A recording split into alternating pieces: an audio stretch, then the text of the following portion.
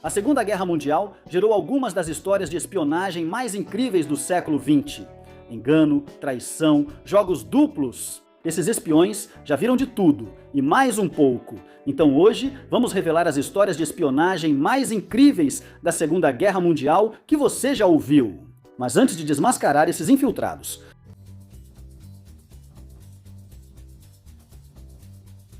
o nome verdadeiro dele pode ter sido Forrest Frederick Edward Yale Thomas, mas você pode chamá-lo de Coelho, Coelho Branco. FFE Yale Thomas, agente de espionagem com um apelido bem à la Matrix, costumava fotografar documentos ultra secretos dentro das embaixadas nas primeiras horas da manhã. Depois de servir 2 anos na Força Aérea Real do Reino Unido, Yale Thomas decidiu que suas missões não eram perigosas o suficiente e pediu para ser enviado à França ocupada, onde atuaria como ligação entre o governo francês no exílio e a resistência. As 2 primeiras missões de Yale Thomas ocorreram sem problemas, mas durante a terceira ele foi traído e capturado pela Gestapo. Nosso herói tentou várias fugas até ser transferido para o campo de concentração de Buchenwald, na Alemanha, onde sobreviveu 8 meses de abusos antes de escapar de um grupo de trabalho. Yale Thomas conduziu vários prisioneiros de guerra à liberdade nos dias finais do conflito. Além de ser considerado um dos melhores espiões britânicos, o legado de Yale Thomas foi consolidado pela cultura pop. Dizem que o autor Ian Fleming se inspirou nele para criar James Bond.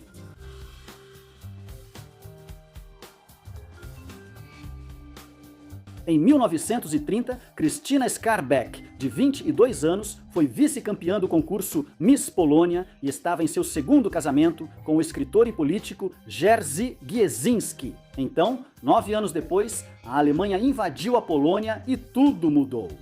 O casal foi para Londres, onde Skarbek acabou trabalhando para a inteligência britânica. Depois de estabelecer um sistema de mensageiros da Polônia para a Hungria, a fluente em francês foi para a França em 1944, sob o nome falso de Christine Granville. Sob esse novo nome de guerra, Skarbek se viu envolvida em várias operações de inteligência. Sua missão mais conhecida foi em Gdynia, onde enganou a Gestapo para libertar 2 agentes presos, mesmo com seu cartaz de procurada espalhado pelos quartéis generais alemães. Até para os nazistas, isso é constrangedor. Apesar das medalhas da França e Reino Unido, Skarbek foi dispensada pelo governo britânico após a guerra. Ela não pôde voltar à Polônia comunista e sua vida foi aos poucos saindo do controle. Ela acabou morando em um navio-hotel em 1952, onde foi vítima de um crime cometido por um pretendente rejeitado, Dennis Muldowney. Em 1935, Wilhelm Canaris achava Adolf Hitler o máximo. Ele chegou até a ser nomeado chefe da Abwehr, a inteligência militar da Alemanha. Depois, Canaris presenciou as atrocidades de Hitler na Segunda Guerra e rapidamente mudou de opinião. Para corrigir esses erros, Canaris reuniu opositores com ideias semelhantes na Abwehr e Forças Armadas. Ele se envolveu em conspirações para eliminar o Führer, mantendo distância suficiente para não ser implicado. Em 1944, outra conspiração fracassada contra a vida de Hitler aconteceu, e o Führer acabou com a Abwehr completamente. Desta vez, a sorte de Canaris acabou, sendo delatado por outros que foram torturados para obter a informação.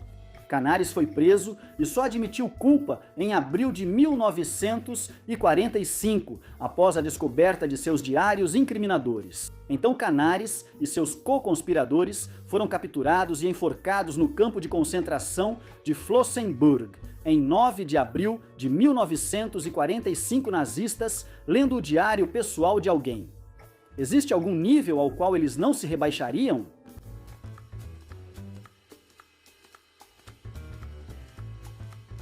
Odette Alous nasceu na França em 1912, mudando-se para a Grã-Bretanha após se casar com um inglês em 1931. 11 anos depois, devido à qualidade de suas fotos de guerra, Odette foi recrutada para o serviço de espionagem britânico, o Executivo de Operações Especiais. Alous foi preso pela Gestapo em 1943 e foi submetido à tortura na notória prisão de Fresnes, perto de Paris. Durante vários interrogatórios, a Luz se recusou a revelar o paradeiro de outros agentes em campo. Ela ganhou uma viagem com tudo pago para o campo de concentração de Ravensbrück. Após meses de espancamentos e isolamento, a Luz inventou que era esposa do capitão Peter Churchill, suposto sobrinho de Winston Churchill, tornando-se assim sobrinha política do primeiro-ministro inglês. O oficial da SS Fritz Zorin, que comandava o campo, acreditou na história e viu ali sua oportunidade de deixar o partido nazista. Ele mesmo levou a Luz até as linhas americanas para deixá-la e se render, esperando que o status dela o salvasse das consequências de suas ações. Não salvou. A Luz testemunhou contra Zorin e todos que fizeram sua vida um inferno em Ravensbrück. Por suas ações, a Luz se tornou a primeira mulher a receber a Cruz de Jorge por atos de extremo heroísmo ou de coragem notável em circunstâncias de perigo extremo.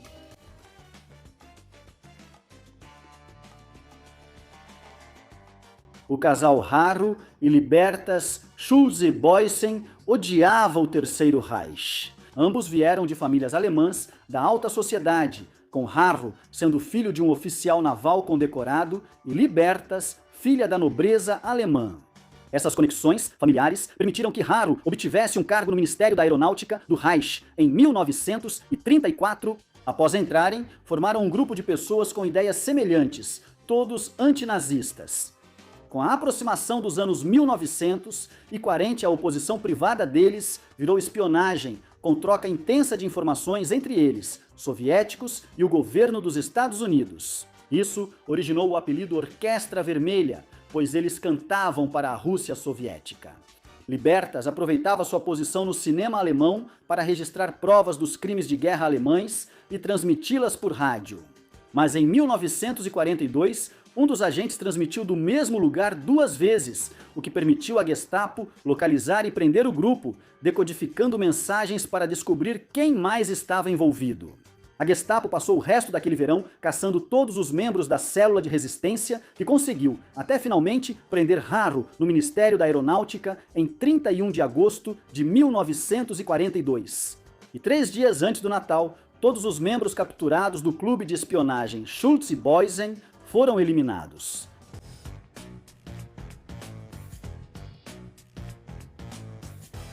Além de inspirar o vencedor de melhor filme, o Projeto Manhattan deixou muita gente nervosa em 1944. Isso deu início à Operação Magpie, tentativa do Reich de descobrir tudo o que pudesse sobre o andamento do projeto. O plano era simples: usar um submarino para desembarcar os espiões Erich Kimpel e William Kolpa perto da cidade americana de Hancock, no Maine. Dissemos simples? Queríamos dizer bem estranho. Após desembarcarem no Maine Nevado, os espiões chegaram a Nova York em só 2 dias, o que impressiona. Eles receberam $60 mil para a missão, cerca de $650 mil hoje, o que permitiu alugar um apartamento em Manhattan, provavelmente um estúdio sem espaço para armazenamento. Como sempre acontece com a humanidade, a ganância mostrou sua face feia e arruinou o plano dos 2 homens. Kolpas roubou a maior parte do dinheiro e saiu para uma farra alcoólica. Isso acabou expondo os 2 espiões e fazendo com que fossem presos até o dia 30 de dezembro. Os 2 receberam sentenças de morte. Como o presidente Franklin D. Roosevelt não apoiava a pena de morte, as sentenças foram comutadas.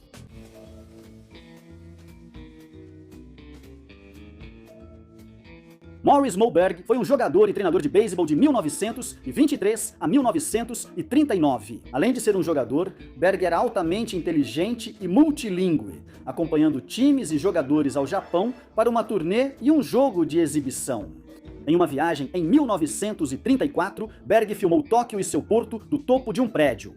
Quando a Segunda Guerra Mundial começou, Berg já era formado em Direito e atuava em contra-inteligência, chegando a fornecer filmagens de Tóquio à unidade do Exército dos Estados Unidos que planejou o ataque do Little de 1942, mas não aquele em que os animais falam. Berg então foi lançado de paraquedas em território inimigo na Iugoslávia para encontrar uma maneira de impedir o avanço alemão no desenvolvimento de armas atômicas. Para isso, Berg focou totalmente no físico alemão Werner Heisenberg, aquele que bate a porta. Na verdade, Berg estava pronto para eliminar Heisenberg durante sua palestra. Com uma pistola no bolso e cápsula de cianeto, Berg assistiu à palestra e concluiu que Heisenberg não havia criado armas, adiando o assassinato. Isso é deixar para a última hora. Após o fim da guerra, Berg foi condecorado e recusou a Medalha Presidencial da Liberdade, já que ele não estava exatamente livre para compartilhar o segredo do motivo pelo qual merecia a honraria. Após o fim do contrato com a inteligência nos anos 50, Berg passou 20 anos com amigos e parentes, sendo evasivo sobre se ainda trabalhava ou não em missões ultrasecretas. Ele faleceu em 1972, aos 70 anos, e foi condecorado póstumamente com a Medalha de Honra, que foi doada ao Hall da Fama do Beisebol. O albanês Aljoza Basna foi contratado como mordomo pelo embaixador britânico na Turquia. E seu novo chefe, com esse nome tipicamente britânico, Sir Hugh Natchbull Huggesson, era notório por levar para casa documentos sensíveis e confidenciais. Com o codinome Cícero, Basna ganhou dinheiro extra fotografando e vendendo documentos ultrasecretos à Alemanha durante 1944. Esse trabalho paralelo também rendeu uma boa grana, com Basna recebendo a maior quantia já paga a um espião até aquele momento. Por fim, os detalhes específicos dos vazamentos apontavam todos os indícios para a embaixada de Ankara como a fonte. Mesmo quase sendo pego em flagrante, Basna conseguiu escapar de ser descoberto durante a guerra. Após a guerra, Basna aprendeu de forma dura que vender segredos ao Reich não valia a pena, pois novos negócios falhavam pelos pagamentos falsos dos alemães. Ele tentou processar o governo pelo que era devido, mas ao falhar passou o resto da vida como vigia noturno.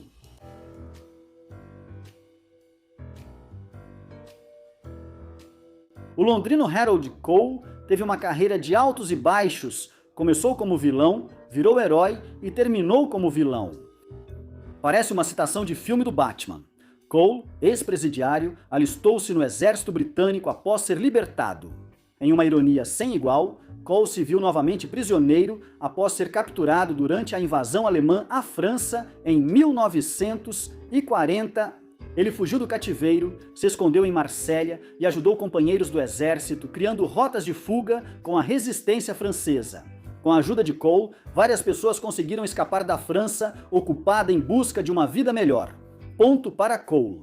Cole foi capturado novamente e desta vez a Gestapo o convenceu a virar informante, deixando a resistência francesa para agir contra eles. 50 combatentes da resistência capturados foram executados pelos alemães por isso.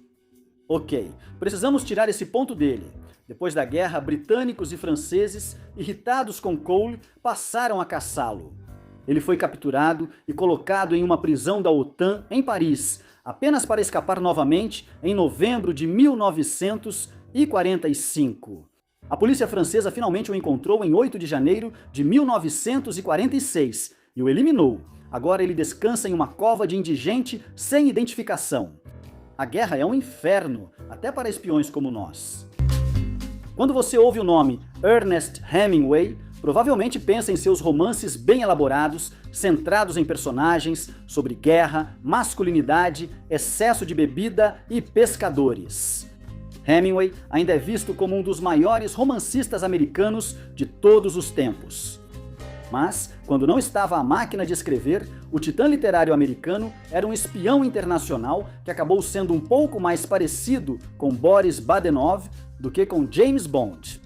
Então hoje vamos dar uma olhada em como Ernest Hemingway foi secretamente recrutado como espião da KGB e foi totalmente péssimo nisso. Nascido em Oak Park, Illinois, em 21 de julho de 1899, Ernest Hemingway viveu nos Estados Unidos durante a maior parte de seus 61 anos de vida. Teve 4 esposas e atuou como correspondente de guerra na década de 1920 e jornalista na Guerra Civil Espanhola. Ele se tornaria mundialmente famoso por suas grandes obras literárias como Adeus às Armas, Por Quem os Sinos Dobram e O Velho e o Mar, entre outras. E ele até ganharia o Prêmio Nobel de Literatura em 1954. No entanto, além de ser um mestre das palavras, Hemingway também era um verdadeiro viajante do mundo. E foi essa vida internacional que acabaria levando-o a se envolver em toda essa coisa de operações clandestinas. Na época, tudo era muito sigiloso, e o segredo permaneceria enterrado por décadas.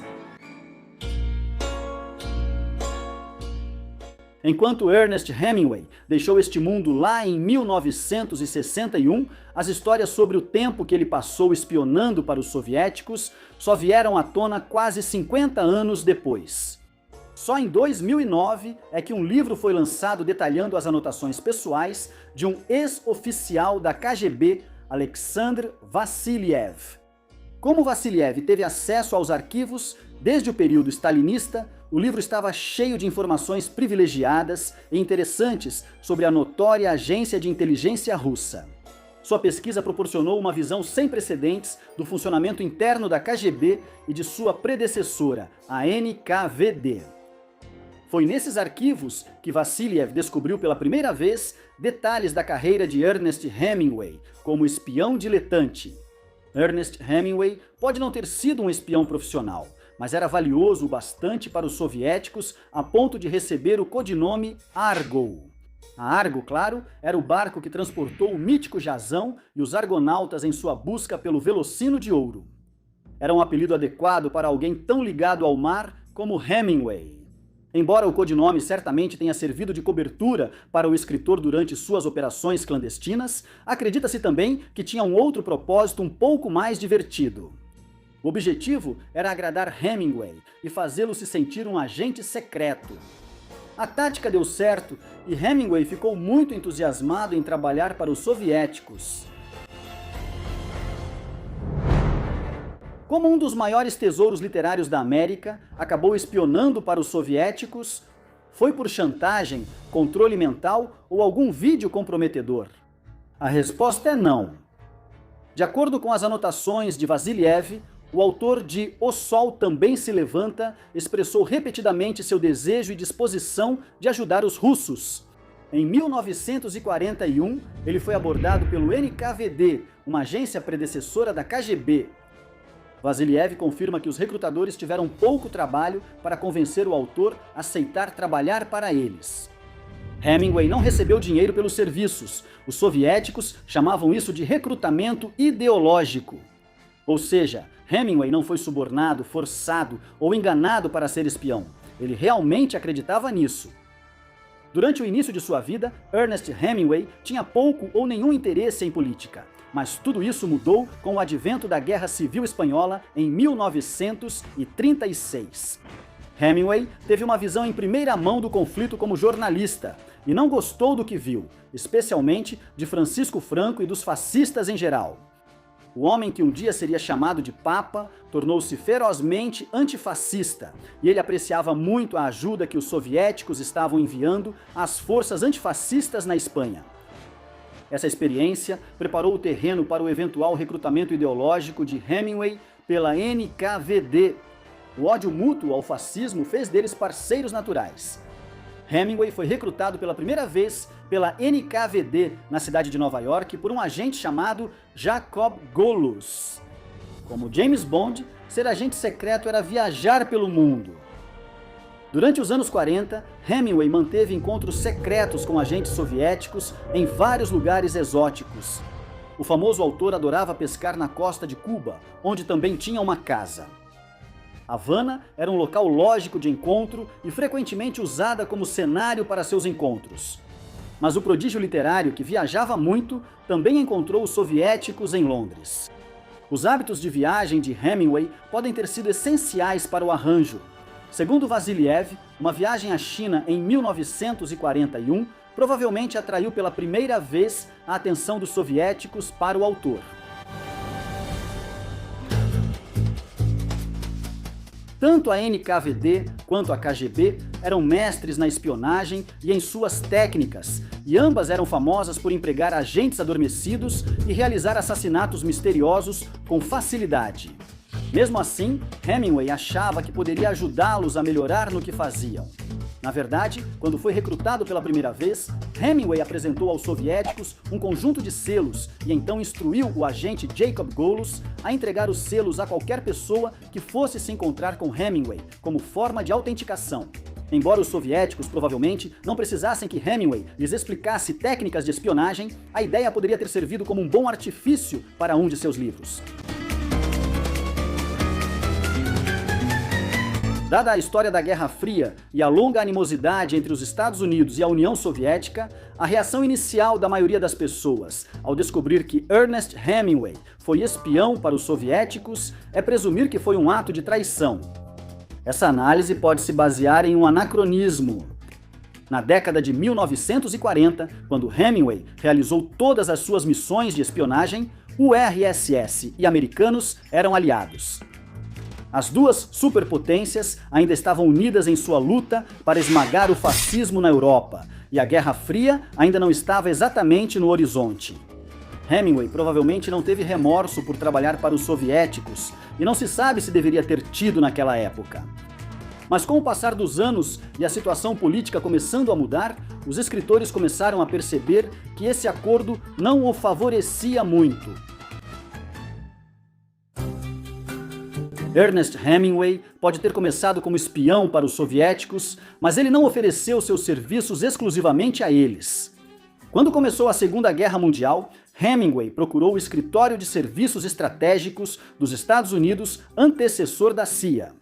Resumindo, ele também se ofereceu para trabalhar como espião para eles. Se eles realmente queriam os serviços dele, queriam apenas ficar de olho nele, ou estavam apenas se divertindo com a chance de trabalhar com Ernest Hemingway, a CIA aceitou.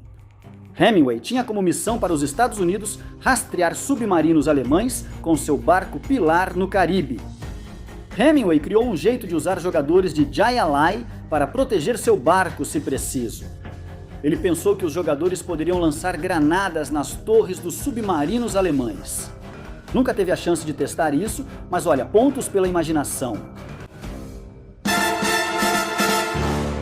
Apesar da ideia de um famoso titã literário ser espião internacional parecer roteiro de filme, a realidade não era tão impressionante. De acordo com o arquivo de Hemingway, nos registros da KGB, o trabalho dele não conseguiu produzir nenhuma informação política. O arquivo ainda observou que o autor nunca foi comprovado na prática. Hemingway foi um dos maiores escritores dos Estados Unidos, mas também um dos piores espiões da União Soviética. Ele era ruim no trabalho e os soviéticos nada aprenderam com ele. Após a Segunda Guerra Mundial, iniciou-se nos Estados Unidos a era do macartismo, marcada por uma caça às bruxas contra comunistas e simpatizantes. Hemingway temia que seu trabalho para os soviéticos fosse descoberto e mal interpretado no novo clima político, o que era justificável. Em cartas a um amigo oficial do Exército dos Estados Unidos, Hemingway admitiu temer ser chamado a um comitê para explicar publicamente sua carreira como espião soviético. Ele nunca disse que achava ter traído seu país, mas sabia que muitos já foram colocados em listas negras ou presos por bem menos. Na velhice, Hemingway acreditava que o FBI o espionava e seguia, independentemente de onde fosse. Essa crença, vista como paranoia por muitos, tinha base no histórico dele com os soviéticos. Ele sabia que tinha esqueletos comunistas no armário e vivia sempre com medo de que fossem expostos. Na manhã de 2 de julho de 1961, Ernest Hemingway tirou a própria vida com uma espingarda de 2 canos. Entre outros fatores, seu suicídio foi amplamente atribuído à sua crença de que o FBI estava atrás dele. Anos depois, registros mostraram que J. Edgar Hoover realmente ordenou vigilância prolongada ao escritor, incluindo monitoramento e grampos em seus telefones. Hoover se interessava por Hemingway devido ao período que viveu em Cuba. Hemingway estava certo ao dizer que era vigiado pelos federais. Talvez ele não fosse tão ruim em espionagem, afinal. Desde seu jeito tranquilo até seu visual característico, Bob Ross continua sendo um ícone até hoje, inspirando jogos de tabuleiro, contribuindo para muitos memes hilários e fantasias de Halloween de última hora. Mas você sabia que Bob Ross nem sempre foi esse cara tranquilo e de boa? Aí está, um pinheirinho feliz. Hoje vamos explorar o enigma que é Bob Ross. Bob Ross não tinha cabelo naturalmente cacheado. É isso mesmo, já estou estourando sua bolha logo no começo deste vídeo. O famoso visual de Bob Ross surgiu não para impressionar nas aulas de pintura, mas porque ele estava sem dinheiro. Como qualquer pessoa que mora em Los Angeles pode te dizer, a primeira coisa que você corta quando precisa economizar é o cuidado pessoal. Bob pensou que poderia economizar dinheiro com manutenção do cabelo, cortando o próprio cabelo só uma vez e fazendo um permanente bem forte. Melhor gastar o dinheiro em comida para esquilos, camisas jeans ou chá com limão. Mas Bob detestou esse visual econômico. Bob queria muito se livrar do permanente e voltar ao corte flat top, natural estilo Vanilla Ice. Mas acabou criando um visual marcante que seus chefes insistiam em manter. Afinal, estava no logotipo e não se pode simplesmente mudá-lo. Para o uniforme, Bob queria um visual atemporal, que para ele eram camisas de botão e jeans azuis, estilo ainda popular entre apresentadores de talk show aposentados e casais famosos do pop. Sempre à frente de seu tempo, Bob já estava acostumado a padrões rígidos de uniforme e cabelo, pois serviu 20 anos nas Forças Armadas. Isso mesmo! O doce e gentil Bob Ross foi um sargento autoritário e imponente na Força Aérea dos Estados Unidos por 20 anos. Antes de pegar um pincel, ele fez as malas e se estabeleceu na base aérea de Eielson, no Alasca, cercado por árvores e cadeias de montanhas que influenciariam sua arte. Como sargento da Força Aérea, Bob não era de fala mansa ou gentil. Pode ser surpreendente saber que ele era um chefe bastante rígido, frequentemente exigindo os banheiros mais limpos e as camas mais bem arrumadas de seus companheiros da Força Aérea. Você não vai rir, você não vai chorar. Você vai aprender pelo número. Sobre seu tempo no exército, Ross disse o seguinte: eu era o cara que fazia você esfregar o banheiro, o cara que fazia você arrumar sua cama, o cara que gritava com você por chegar atrasado ao trabalho. O trabalho exigia dureza e severidade, e eu estava cansado. Prometi que, se algum dia saísse dessa situação, mudaria. Bob cumpriu a promessa e, desde que se aposentou em 1981, nunca mais levantou a voz, além de um leve sussurro. Ele passava seu tempo livre na base aérea, pintando as paisagens exuberantes ao redor da base, que ele vendia como uma forma de ganhar uma renda extra. Bob Ross sempre foi pobre? Ainda bem que as árvores do Alasca eram só boas vibrações, ou talvez nunca saberíamos o que é uma árvore feliz. Após se aposentar do exército, em 1981, Bob fez como muitos e voltou para a Flórida. Que clichê! Aqui, Bob começou a aprender sua famosa técnica de pintura molhado sobre molhado com o professor e mentor Bill Alexander. Agora eu passo esse pincel poderoso para um homem poderoso, e esse é Bob Ross. Parabéns para você. Obrigado, Bill. Mas como Kanye West, o relacionamento deles logo se complicou. A segunda temporada de Feld, da FX, adoraria colocar as mãos no grande drama do programa de pintura da televisão pública dos anos 80, porque, olha, teve drama. Veja, antes do programa do Bob, The Joy of Painting, o espaço de artes e artesanato na TV era ocupado exclusivamente pelo The Magic of Painting, apresentado por Bill Alexander, também na PBS. Após The Joy of Painting, de Bob Ross, se tornar um sucesso, surgiu uma rivalidade entre ele e Bill Alexander, pouco conhecido pelo programa The Magic of Oil Painting. Eu gosto de fazer assim. Apesar de popular, o programa de Alexander não alcançava a popularidade nem o valor monetário do de Ross, mesmo sendo praticamente igual. Talvez se nossa esposa for uma feliz arvorezinha de bétula. Alexander disse que se sentiu traído por Ross. Ross, sempre o cara legal, recusou-se a comentar sobre seu ex-mentor porque agora ele é um grande concorrente, um verdadeiro doce. Alex chegou ao ponto de afirmar que inventou a técnica molhado sobre molhado, apesar de ela ser atribuída na arte desde o século XV. Inclusive, a um artista semi-famoso que você talvez conheça chamado Claude Monet. A alegria de pintar ficou no ar na televisão pública por impressionantes 31 temporadas. Por causa disso, Bob Ross pintou uma quantidade enorme de quadros. Em cada episódio, ele criava 3 cópias de suas obras. Uma pintada durante o programa, uma de referência ao lado enquanto pintava e outra finalizada após a gravação para seus livros de instruções. Você não achava que Bob Ross era um império? Mas ele era com seu programa, materiais de arte e cursos de pintura. O programa A Alegria de Pintar, assim como a pintura, servia principalmente para Bob vender seus materiais de arte.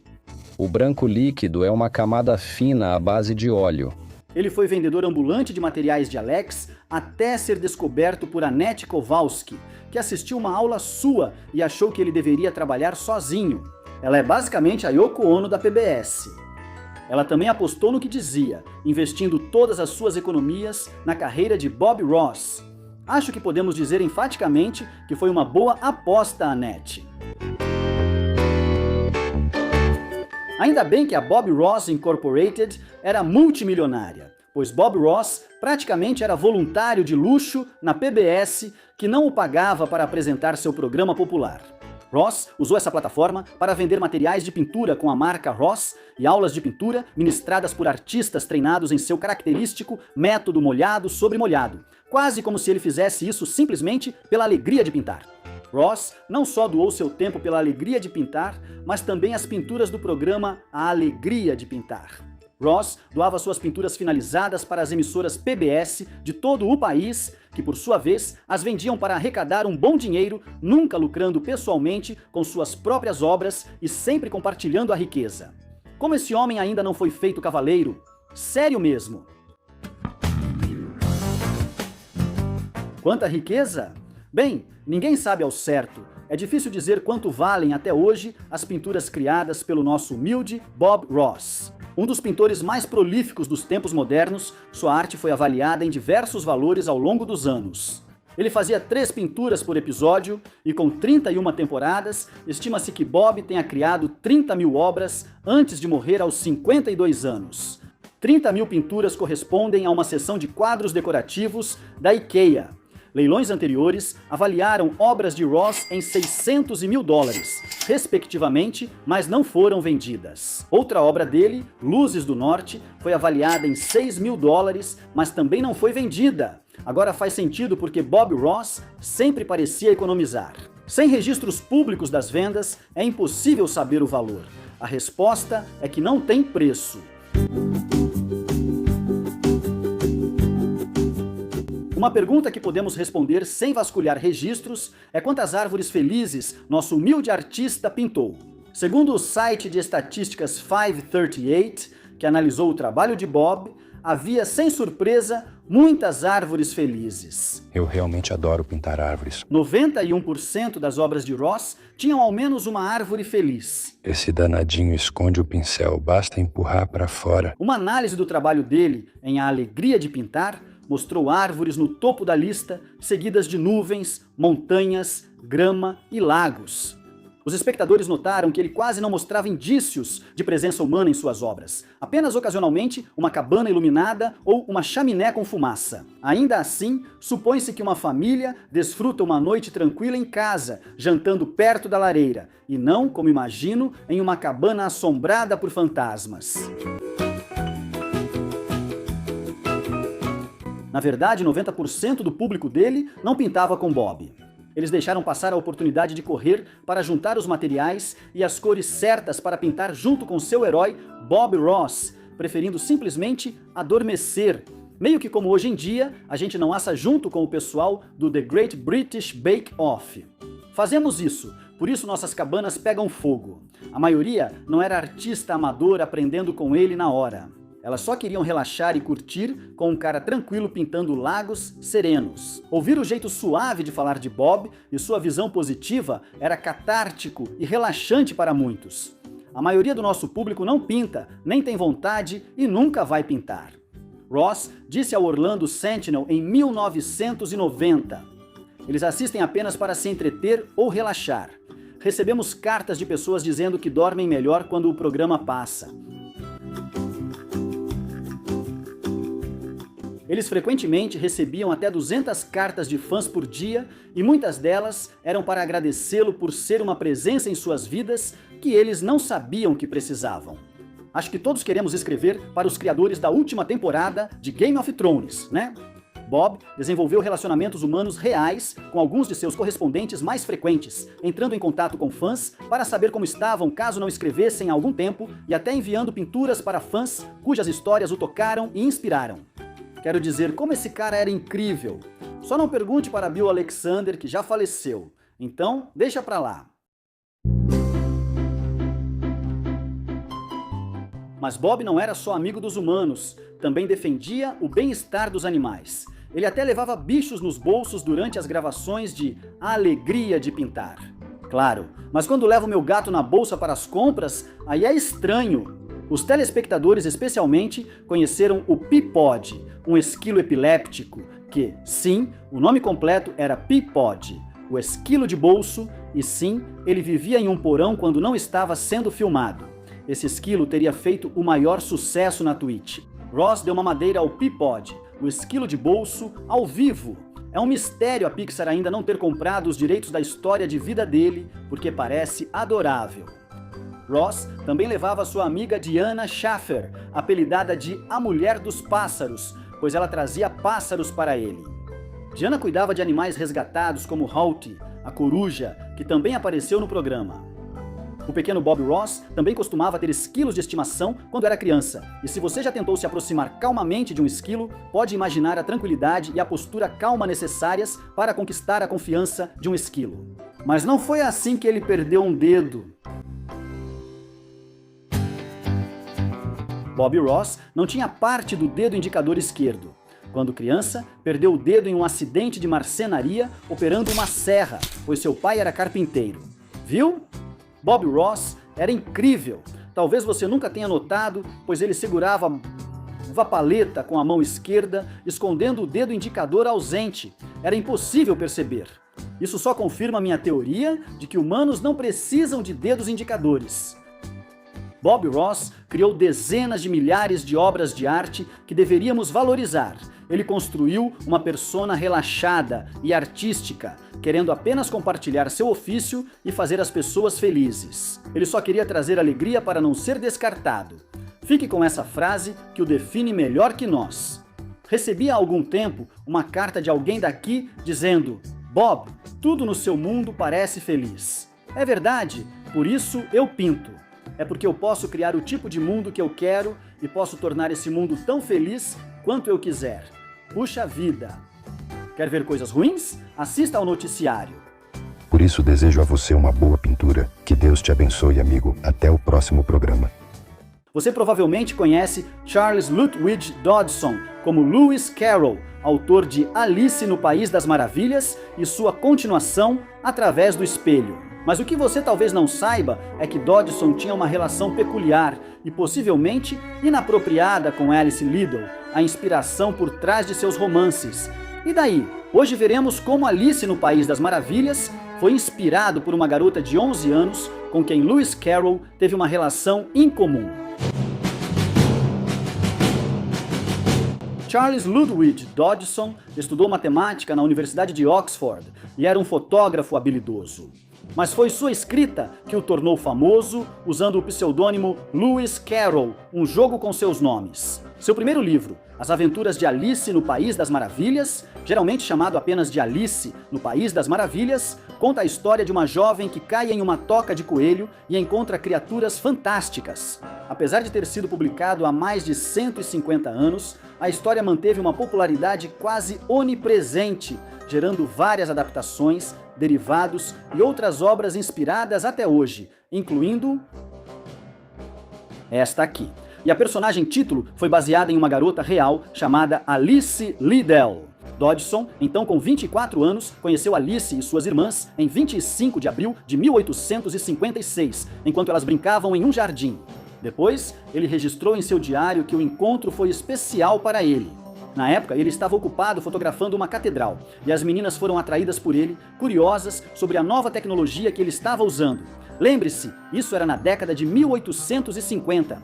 Câmeras existiam, mas eram raras. Seria como Henry Ford ter o pé atropelado por um Prius. Ele entenderia o conceito, mas ainda assim iria querer olhar de perto. Dodgson fez amizade com a família Little, que lhe pediu que fotografasse as meninas. Ele mantinha fantasias e brinquedos em seu estúdio para entreter as meninas e, por um tempo, ficou quase tão famoso por suas fotos quanto por sua escrita. Vários anos depois, em 4 de julho de 1862, Dodgson fez um passeio de barco de Oxford até Godstow com as meninas, Alice, de 10 anos, Edith, de 8 anos e Lorina, de 13 anos. Para entreter as crianças, ele contou uma história encantadora com personagens estranhos, inventados na hora, fazendo de Alice a protagonista. Basicamente, ele improvisou um clássico da literatura. Pessoas talentosas, eu não aguento elas. A jovem Alice gostou tanto da história que pediu para Dodgson escrevê-la. E foi através desse pedido que nasceu um dos romances juvenis mais memoráveis e duradouros.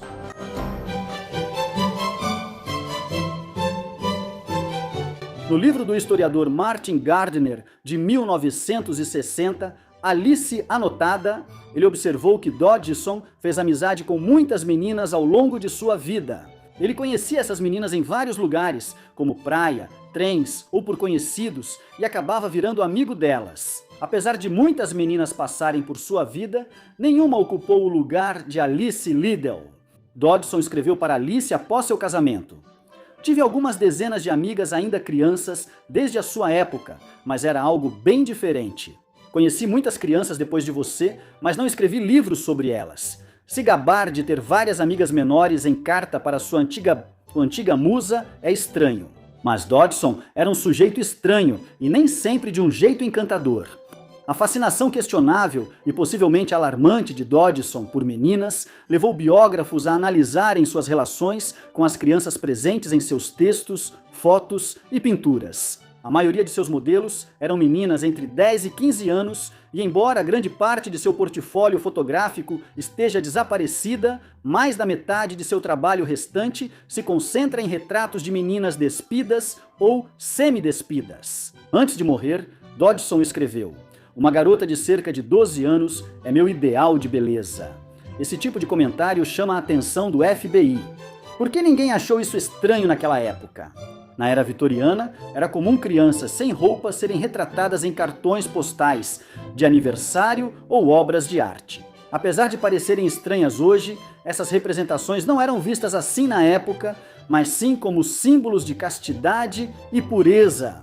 A questão de saber se o interesse de Dodgson pelas crianças era mais sinistro do que isso ainda não tem uma resposta definitiva, embora haja algumas evidências que sugerem que ele não tinha exatamente o bem delas em mente.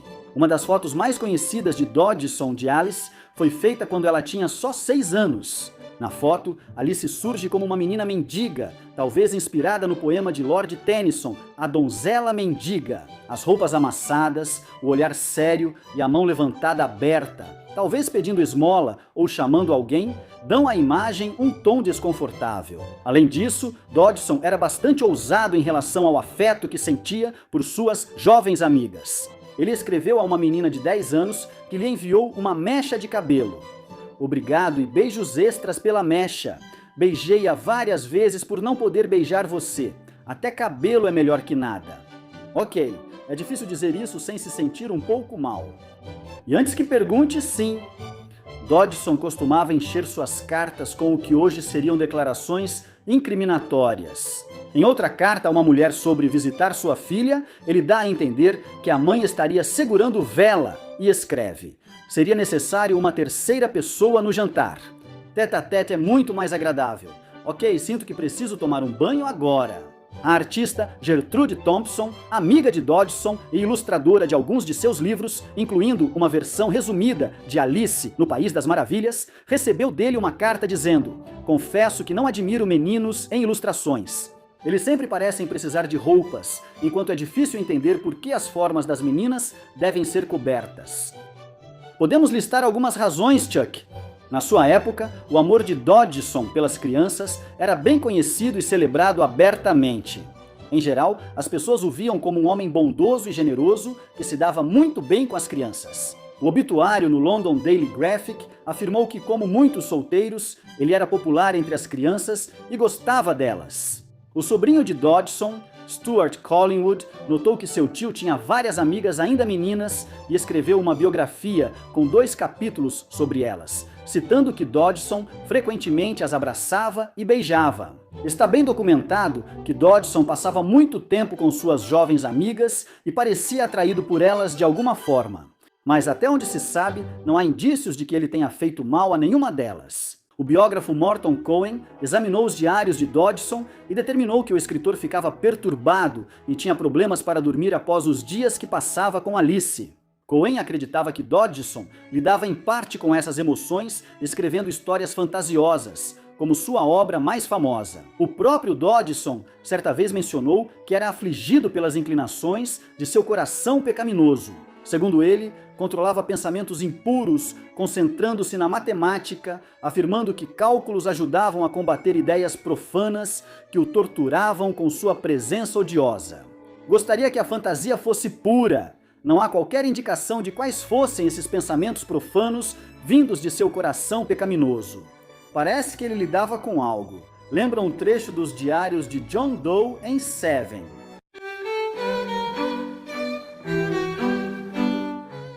Até 1863, Dodgson passava tempo com os Littles quase todos os dias. Mas durante esse ano, algo aconteceu entre Dodgson e a família que prejudicou o relacionamento deles por bastante tempo. Os estudiosos não sabem ao certo o que causou o desentendimento, mas sabemos que, seja o que for, Dodgson parou de socializar com eles por vários meses. Após a morte de Dodgson, uma página de seu diário datada da época do desentendimento com a família foi removida de forma suspeita, o que poderia ter dado alguma pista sobre o que exatamente aconteceu.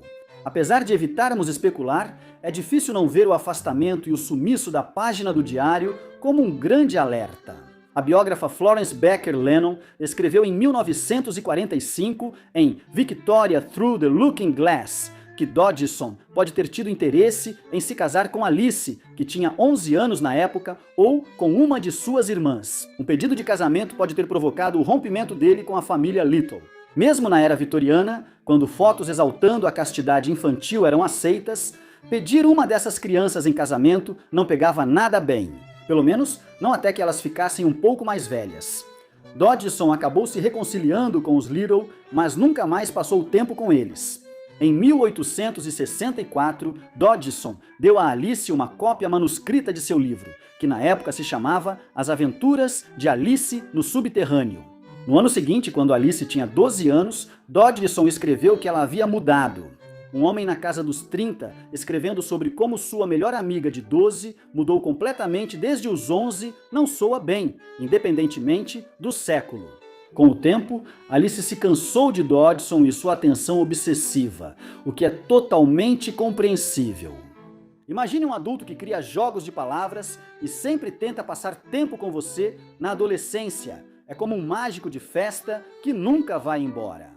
Ele fotografou sua musa pela última vez quando ela tinha 18 anos. A imagem, tirada em 1870, é impressionante. Nela, Alice está vestida com roupas finas, com as mãos entrelaçadas no colo, usando uma expressão que parece desconfortável e tensa. É o olhar de alguém que já está de saco cheio de Charles Dodgson.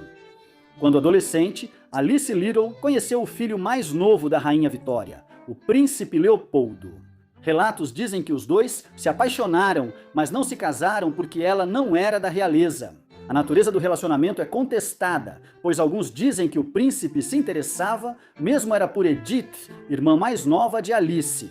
Seja como for, Alice acabou se casando com um jogador de cricket chamado Reginald Hargreaves, e o príncipe se casou com uma princesa alemã. Em 1883, Leopoldo teve uma filha a quem deu o nome de Alice. Por sua vez, Alice deu o nome de Leopoldo ao seu segundo filho, e o príncipe se tornou seu padrinho. Após a morte do marido, Alice vendeu o manuscrito que Dodgson lhe deu para pagar a manutenção da casa. Em carta ao filho sobrevivente, Carol, cujo nome era homófono ao pseudônimo de Dodgson, o que ela dizia ser coincidência. Ela escreveu que estava cansada de ser Alice no País das Maravilhas, expressando uma frustração que anos depois seria comum entre estrelas mirins.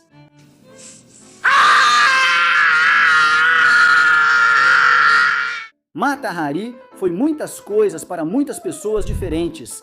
Dançarina exótica, cortesã, sedutora e espiã. Ela é mais conhecida por ter sido executada na Primeira Guerra Mundial sob acusação de espionagem. Mas Mata Hari foi uma figura complexa, muito mais fascinante do que apenas as circunstâncias de seu trágico fim. Então hoje vamos dar uma olhada em Mata Hari, a dançarina exótica que se tornou uma espiã na Primeira Guerra Mundial. Tudo bem? Hora de colocar seu melhor disfarce e se infiltrar em uma história estranha. Margareta Gerta Zelle, a mulher que um dia seria conhecida como Mata Hari, nasceu na Holanda em 1876 em uma família rica. O pai dela era chapeleiro, mas ficou rico investindo em petróleo, já que lojas de chapéus raramente trazem grandes fortunas. Durante os primeiros 13 anos de sua vida, Zelle usou vestidos extravagantes e levou uma vida luxuosa. No entanto, sua família perdeu todo o dinheiro em 1889 e sua mãe faleceu em 1891. Ela então foi enviada para morar com seu padrinho, que a matriculou em uma escola na Holanda. Pouco depois, Zelle enfrentou o primeiro de vários escândalos que marcariam sua vida. O diretor da escola flertou com ela quando ela tinha cerca de 15 anos. Devido ao flerte do diretor, Zelle foi retirada da escola, encerrando suas ambições de ser professora de jardim de infância. Depois do incidente, ela fugiu para a casa do tio, onde viveu por anos. Com a vida doméstica instável, Zelle decidiu mirar além dos Países Baixos. Aos 18 anos, ela tomou uma decisão ousada e respondeu a um anúncio de jornal à procura de uma noiva nas Índias Orientais Holandesas. O pretendente era o capitão Rudolf MacLeod, oficial das Índias Orientais Holandesas, nascido na Escócia. Após alguns meses, trocando cartas e fotos, Zelle tomou a decisão de viajar para Java para ser sua esposa. Eles se casaram em Amsterdã em 11 de julho de 1895. Essas cartas deviam ser muito encantadoras. MacLeod era filho de uma baronesa e tinha boa condição financeira, então o casamento reforçou a situação financeira de Zelle e a colocou na alta sociedade holandesa. Em maio de 1897, eles partiram de navio de Malang, na ilha de Java. Zelle daria à luz 2 filhos posteriormente, Norman John MacLeod em 1897 e Louise Jean MacLeod em 1898. Infelizmente, sua decisão de partir para a Indonésia e se casar com alguém que não conhecia foi uma aposta que não daria certo. Rudolf MacLeod, com o dobro da idade dela, revelou-se alcoólatra, mantinha uma concubina e passou a agredir fisicamente a esposa, culpando-a por não conseguir promoção. As coisas ficaram tão tensas que Zelle foi embora. Nesse tempo, ela estudou a cultura local e praticou dança indonésia para se ocupar. Isso se tornou um investimento em seu futuro e independência. Nesse período, ela também contou à família na Holanda que adotara o nome artístico Mata Hari. Foi uma atitude ousada, parecida com quando Gordon Sumner pediu aos amigos e à família que o chamassem de Sting. Nunca se sabe como as pessoas vão reagir. O nome Mata Hari foi tirado da palavra malaia local para sol e traduzido literalmente como olho do dia. Mais tarde, Rudolf pediu para Zelle voltar para ele e ela concordou, mas o casamento deles ainda não era particularmente feliz. Surpresa, nem mesmo a chegada dos 2 filhos fez algo para unir o casal. Na verdade, pode-se dizer que piorou as coisas. Quem poderia prever? Ambos os filhos adoeceram e o jovem Norman faleceu. Zelle e Rudolf alegaram que um criado envenenou as crianças, mas é mais provável que tenham sofrido os efeitos dos tratamentos para sífilis contraída dos pais. Esses 2 não ganharão prêmio algum. A pequena família retornou à Holanda e Zelle e Rudolf se separaram em agosto de 1902. Quando se divorciaram 4 anos depois, ela ficou com a guarda do único filho. Rudolf foi obrigado a pagar pensão, mas era justamente o que ele não queria fazer e nunca fez. Por isso, Zelle teve dificuldade para sustentar a filha. O marido dela fez de tudo para dificultar ainda mais a vida dela, publicando anúncios nos jornais locais pedindo que ninguém a ajudasse. E você achando seu término difícil. Zelle devolveu a filha ao marido e, sem precisar cuidar dela, achou que não tinha mais motivos para ficar na Holanda. Assim, decidiu ir para Paris. Ué, mas sua filha está na Holanda. Ela está com o pai, mas ainda assim, você ainda tem algo na Holanda. Sua filha. Tanto faz, vá para Paris. Depois do divórcio de MacLeod, Zell teve que encontrar uma maneira de se sustentar financeiramente. Então ela se tornou uma artista de circo em Paris. Pelo visto, eles estavam contratando. Ela iniciou sua carreira no circo como amazona sob o nome Lady MacLeod. Ao menos uma coisa boa resultou desse casamento.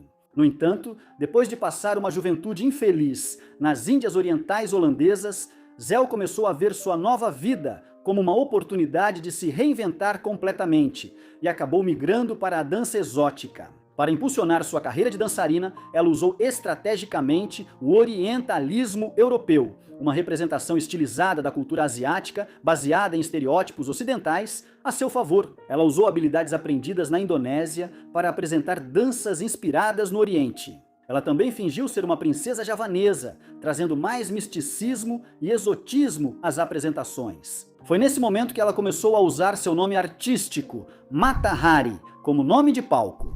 Mas isso não é tudo. Ela também ultrapassou os limites ao ser abertamente escandalosa, apresentando-se regularmente nua ou quase nua. Em uma época em que as pessoas usavam maiôs que cobriam o corpo inteiro, a exibição casual de pele por Mata Hari era absolutamente chocante. Quando não estava nua, ela usava uma malha cor de pele que dava na ilusão de nudez. Homens de toda a Europa ficavam enlouquecidos com suas danças escandalosas. O modo anônimo do Chrome ainda não existia. A elegante carreira de dança de Zell, como Mata Hari, a aproximou de vários homens ricos e influentes. Então, ela iniciou uma carreira paralela como cortesã, termo sofisticado para prostituta de luxo que atende pessoas refinadas. Homens, de industriais milionários a oficiais militares, tornaram-se seus amantes. Assim, quando a Primeira Guerra Mundial começou em 1914, ela já cruzava fronteiras devido aos seus casos internacionais. Ao longo de sua vida e carreira, ela se envolveu com vários homens, mas só quando conheceu o capitão Vadim Maslov é que acreditou ter encontrado o amor de sua vida. Maslov era um jovem piloto russo charmoso que estava estacionado na França. Mas, em 1916, seu avião foi abatido e ele foi hospitalizado. Desesperada para vê-lo, Zell pediu permissão para visitá-lo na linha de frente, mas exigiram algo em troca. Consideravam Mata Hari uma dançarina famosa que cruzava fronteiras e se relacionava com tantos oficiais militares e magnatas da indústria que seria uma ótima espiã para a França. Então, por amor e dinheiro, Zell disse sim. Os oficiais franceses achavam que a carreira de Zell como Mata Hari e seus contatos internacionais poderiam ser úteis na guerra. Eles esperavam que ela seduzisse o príncipe herdeiro Wilhelm, filho e herdeiro do Kaiser Wilhelm II. Ofereceram a ela 1 milhão de francos para conquistar o príncipe e extrair dele segredos vitais da Alemanha. Mata Hari iniciou sua carreira como espiã a serviço dos franceses, planejando seduzir os altos escalões alemães. A habilidade de Zell em cruzar fronteiras ajudava os franceses, mas também gerou suspeitas entre autoridades de outros países europeus. Ela acabou presa e interrogada por oficiais britânicos em 1916, sendo liberada ao admitir que era agente da França. A curta carreira de Mata Hari como espiã terminou em 1917, quando foi presa pela polícia secreta francesa após interceptarem uma mensagem alemã que a acusava de ser agente dupla. A mensagem mostrou que ela aceitou dinheiro para compartilhar segredos franceses com um oficial alemão no início da guerra. Zell não negou que a transação havia ocorrido, mas insistiu que não compartilhou nada de valor com os alemães. Depois que ela foi presa em seu quarto de hotel em Paris, as autoridades tiveram dificuldade em reunir qualquer prova de espionagem que configurasse traição. Então, em vez disso, eles usaram a história de vida dela contra ela.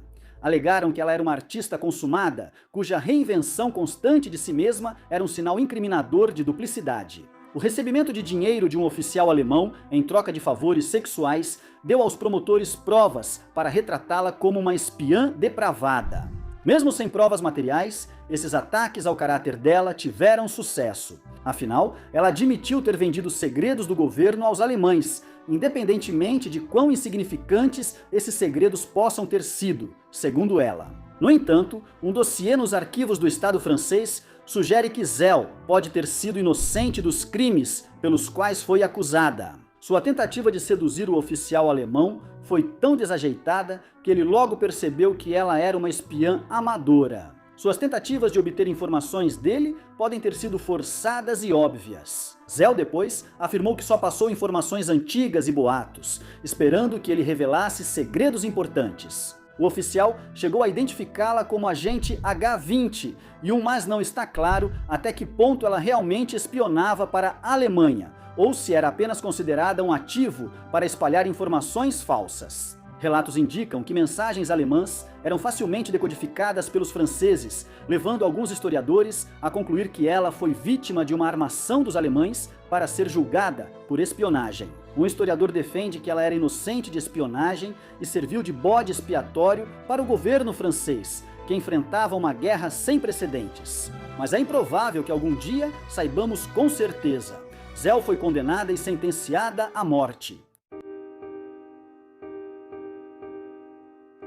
Na manhã do dia 15 de outubro de 1917, Gertrude Zell, de 41 anos, também conhecida como Mata Hari, foi levada até um pelotão de fuzilamento. Como de costume, ofereceram-lhe uma venda para os olhos, mas ela recusou. Artista teatral até o fim, Mata Hari enviou um beijo de despedida ao pelotão que logo tiraria sua vida. Após sua execução, nenhum parente reivindicou o corpo, que foi destinado à pesquisa médica. Sua cabeça foi realmente removida e mantida nos arquivos do Museu de Anatomia, em Paris. Em uma reviravolta final, arquivistas em 2000 descobriram que sua cabeça sumiu. Até hoje, ninguém sabe o que ocorreu. Talvez ela tenha voltado ao trabalho. Ninguém jamais suspeitaria de uma cabeça sem corpo como espiã. Muito esperta, Mata Hari.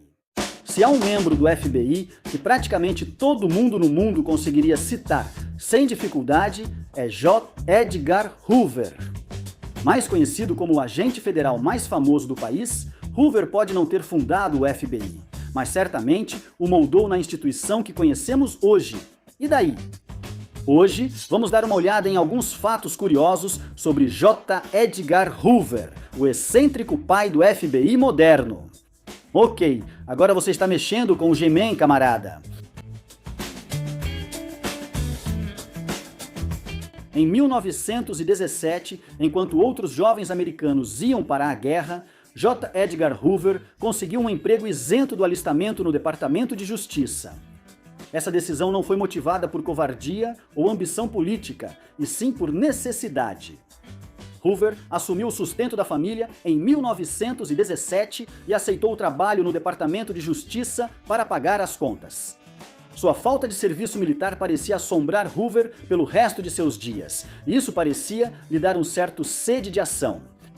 Ele chegou a liderar batidas policiais e interrogar criminosos pessoalmente no começo dos anos 20. Só faltou usar uma daquelas camisetas com músculos falsos. Em 1932, duas pessoas invadiram a casa do aviador Charles Lindbergh, na época o homem mais famoso da América, e sequestraram seu filho de 20 meses de idade. Foi a maior notícia do século XX até então, desencadeando uma caçada nacional. Meses depois, após o resgate pago, o corpo do bebê foi achado na floresta próxima à casa. A polícia levou 3 anos e tentou várias estratégias até chegar a Richard Hauptmann, condenado pelo crime. Embora Hoover e o FBI tenham tido participação superficial na captura do culpado, Hoover se intrometeu e assumiu o máximo de crédito possível. O crédito era principalmente da polícia de Nova Jersey, mas Hoover, com mais visibilidade, assumiu o protagonismo. Na década de 1950, a Cosa Nostra, que é o nome sofisticado para a máfia, estava no auge do seu poder. No entanto, além de o Departamento Federal de Investigação não agir, o próprio Hoover negava ativamente a existência da máfia. Em 1950, o Comitê Especial sobre o Crime Organizado, chamado Comitê Kefauver, realizou audiências públicas e concluiu que o crime organizado existia de fato. Em 1958, vários agentes subalternos do FBI apresentaram relatórios que isso era absolutamente verdade. Hoover, no entanto, descartou ambas as afirmações como bobagem, tipo mortadela, o embutido menos respeitado. Mas por quê? A principal teoria é que a máfia tinha algum podre sobre Hoover, e o famoso gangster Meyer Lansky afirmou sobre Hoover: "Eu resolvi aquele filho da mãe." É difícil interpretar mal essa declaração, então não é uma teoria implausível. Ninguém sabe ao certo o que a máfia tinha contra Hoover, se é que tinha algo, apesar dos muitos rumores e teorias. Ao longo de sua carreira, Hoover ordenou que seus agentes vigiassem praticamente qualquer pessoa que ele considerasse uma ameaça, o que era muita gente, e ele não era muito seletivo. Basicamente, qualquer pessoa com perfil suficientemente alto era um alvo em potencial. E não estamos exatamente falando de uma lista de supervilões notórios aqui, mas sim de figuras públicas como John F. Kennedy, o Grateful Dead, cujo arquivo, sem ironia, os designa como algum tipo de grupo de rock, Liberace, Charlie Chaplin, Helen Keller, Jackie Robinson e até o Coronel Sanders, um homem que aparentemente queria desesperadamente ser amigo de Hoover. Talvez fosse melhor ele ter ficado com as galinhas. Dizem que se julga um homem por seus inimigos. E se não dizem isso, talvez você devesse começar, porque Hoover considerava o líder dos direitos civis, Dr. Martin Luther King, seu inimigo. Embora Hoover não fosse o único funcionário governamental incomodado com a ascensão de Martin Luther King no fim dos anos 50 e início dos 60, foi um dos seus adversários mais declarados. Na verdade, em 1964, Hoover disse a repórteres: "Dr. Martin Luther King é o mentiroso mais notório do país." Martin Luther King tem um feriado nacional, já Hoover dá nome a um modesto prédio de escritórios. E a represa Hoover? Não, essa se refere a Herbert Hoover, desculpe, John Edgar. Hoje, todos veem Albert Einstein como o simpático velho gênio que criou a teoria da relatividade e lembra uma foto acelerada do Tim Burton. Na época de Hoover, o FBI desconfiava muito de um dos homens mais inteligentes que já existiu. Especificamente, eles desconfiavam de sua origem alemã. Apesar de reconhecerem a competência do cientista, vários memorandos oficiais recomendavam que o FBI mantivesse Einstein longe dos assuntos do governo. O FBI era tão obcecado por Einstein que compilou um dossiê com mais de 1.800 páginas, mas nenhuma delas encontrou o cientista culpado de irregularidades.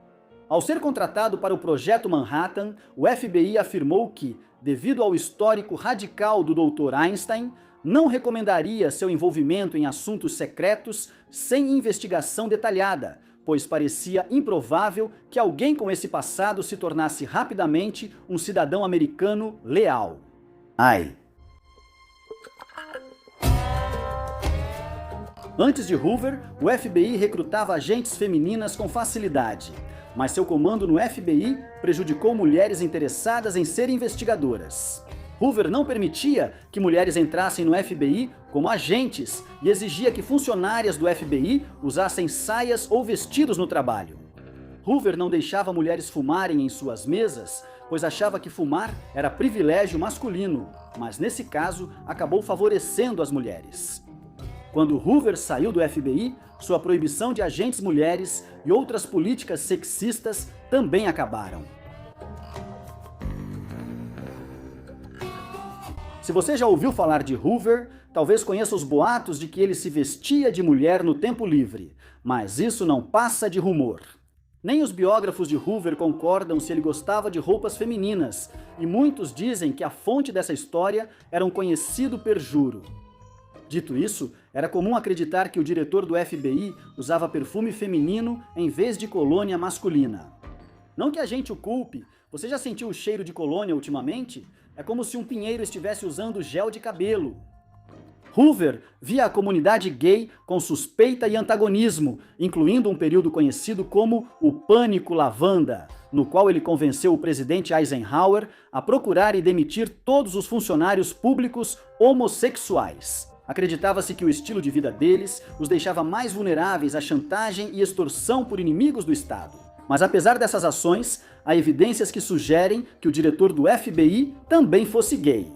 Hoje, é plausível que Hoover tenha tido um relacionamento com um de seus conselheiros mais próximos, Clyde Tolson.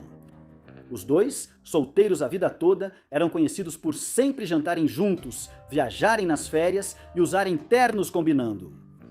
No funeral de Hoover, Tolson recebeu a bandeira americana dobrada dos funcionários do governo.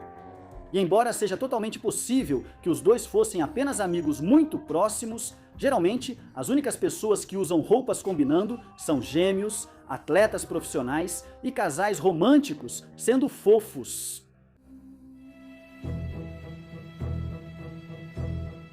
A imagem do FBI era algo muito importante para Hoover e durante todo o tempo em que esteve à frente do Bureau, ele manteve um fluxo constante de propaganda para mostrar a si mesmo e seus agentes da melhor forma possível. Ele chegou ao ponto de trabalhar como consultor na série de TV da ABC, o FBI, e exigiu ter a palavra final sobre os roteiros do programa. Esse é o programa que DiCaprio assistia naquele meme de Era uma Vez em Hollywood. Você sabe qual é. Ele sabia usar a mídia para prejudicar seus adversários. Em um momento, ele parabenizou um agente por coordenar um programa de notícias local para minar o movimento nacionalista negro. Feio para Hoover escreveu sobre como o programa retratou líderes nacionalistas negros escolhidos por sua incapacidade de se expressar ou por sua aparência bajuladora e tola, se contorcendo em suas cadeiras, parecendo ratos presos sob observação científica. Liz e John Kalma. Na década de 1930, Hoover ingressou no então chamado Bureau de Investigação. O termo federal foi incluído posteriormente. Na época, a agência estava começando sua missão de caçar comunistas. Nesse período, Joe Edgar conheceu George Rook, que comentou ser incrível como os radicais do país podiam falar e escrever livremente. A ousadia de algumas pessoas. Mas enquanto Rook só falava, Hoover partiu para a ação. Um homem de convicção semelhante, ele foi o mentor do que ficou conhecido como as Batidas de Palmer, uma série de operações nas quais ele realmente deportou centenas de suspeitos de serem subversivos. Se você acompanhou este vídeo, percebeu que ele não ficou mais calmo com o tempo. Hoover serviu por 48 anos como chefe do FBI sob 4 presidentes republicanos e 4 democratas. Isso exigiu um esforço extraordinário para, de diferentes formas, resistir, apoiar ou evitar as demandas políticas de cada administração. Parece que a ideologia em que Hoover mais acreditava era a ideologia daquilo que o mantinha no poder. Hoover foi inicialmente nomeado e pessoalmente comprometido em tornar a agência politicamente neutro, corrigindo os vieses políticos explicitamente declarados dos diretores anteriores. Durante a Segunda Guerra Mundial, sob Franklin Delano Roosevelt, a agência ampliou seu papel, deixou de ser apenas uma agência policial e passou a atuar também como agência de inteligência interna. E uma coisa que deixava Hoover mais animado do que qualquer outra era expandir os poderes do seu departamento. Isso preparou o terreno para o Medo Vermelho após a Segunda Guerra, quando Hoover chegou a fornecer secretamente informações ao senador Joseph McCarthy, conhecido por seu anticomunismo exagerado. Com evidências de que o Departamento de Estado do presidente Truman abrigava 200 membros do Partido Comunista, provas que McCarthy usou para ganhar apoio político e popular, até que tais táticas causaram sua queda. Porque as pessoas perceberam que ele frequentemente estava apenas inventando coisas. Durante todo o seu mandato no FBI, Hoover nunca teve vergonha de usar seus agentes como seus próprios espiões pessoais. Ele especialmente gostava de usar essa tática contra políticos. No fim da carreira, Hoover guardava mais de 1.600 arquivos sobre senadores e congressistas em seu escritório. Essas informações iam de qual senador traía a esposa, a qual congressista tinha vício em jogos de azar. Desculpe, devemos mudar isso para quais senadores e quais congressistas. Hoover coletava qualquer informação que achasse que pudesse aumentar seu controle sobre Washington e a mantinha sempre à mão para fazer chantagem. Ei, chantagem tecnicamente envolve investigação. Talvez ele achasse que isso era da alçada do FBI. Ou talvez ele só não se importasse. À primeira vista, Lori Ruff levava uma vida relativamente normal. Ela tinha um marido de quem mais tarde se divorciou. O casal teve uma filha juntos, mas na véspera de Natal de 2010, Lori Ruff tirou a própria vida com um tiro auto-infligido. Após a morte de Lori Ruff, surgiram descobertas sobre sua verdadeira identidade, incluindo o fato de que Lori Ruff nem sequer era um nome real. O caso dela intrigou a internet por anos. Veja o que se sabe até agora sobre a vida misteriosa de Lori Ruff. Lori Ruff nasceu como Kimberly McLean na Filadélfia, Pensilvânia. O tio Tom Cassidy disse que ela teve uma infância comum nos subúrbios com a irmã. As pessoas a descreviam como uma criança tímida, que normalmente ficava na dela.